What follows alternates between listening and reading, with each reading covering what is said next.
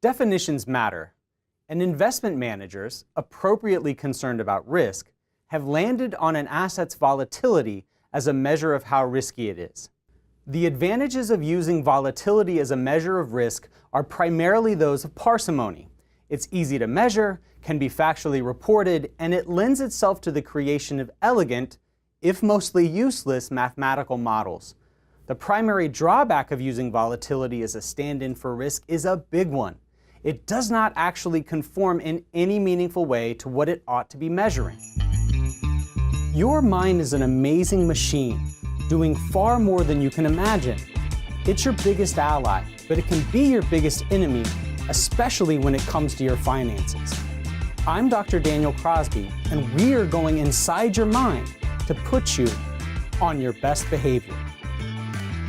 Legendary value investor Howard Marks has best described this situation. Academicians settled on volatility as the proxy for risk as a matter of convenience.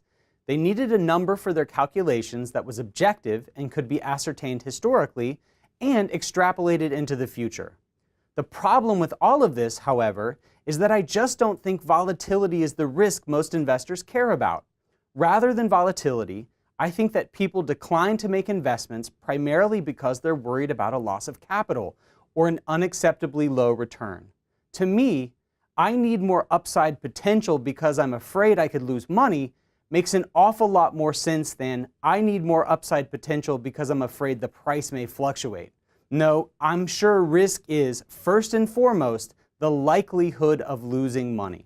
Consider Warren Buffett, whose famous first rule of investing is never lose money, and whose second rule is never forget the first rule. By some measures, his Berkshire Hathaway has been incredibly risky, inasmuch as its stock has been volatile, losing around half of its value 4 times since 1980 alone. However, Buffett has never actualized any of that risk, as he has never sold a single share. An investor focused on volatility would have bailed on Berkshire many times over the last 30-odd years. Luckily, the Oracle understands the words of his mentor, Benjamin Graham. The bona fide investor does not lose money merely because the market price of his holdings declines. Hence, the fact that a decline may occur does not mean that he is running a true risk of loss.